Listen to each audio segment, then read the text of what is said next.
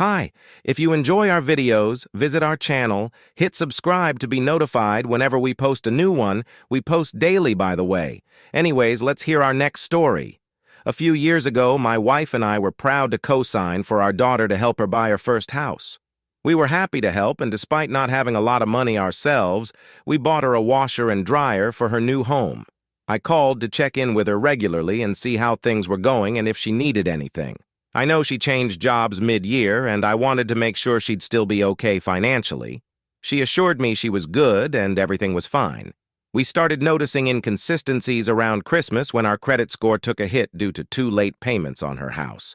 She told us it was a mix-up with the bank since a new bank took over her mortgage and she would sort it out.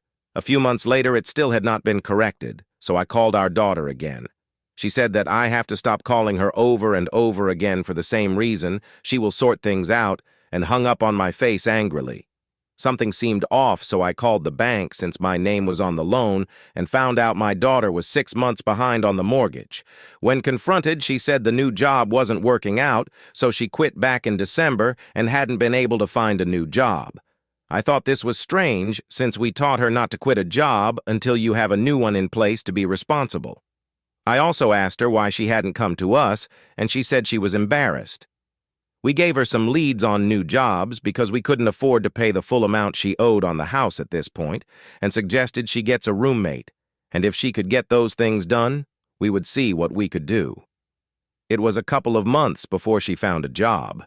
I don't think she even looked into the leads we gave her, but still had no roommate to help with the bills. At this point, we found out from her grandfather that she had taken a large sum of money from him during that first year, over $20,000, and had just asked him for more, all behind our backs. But he said he was sorry he didn't have more to give.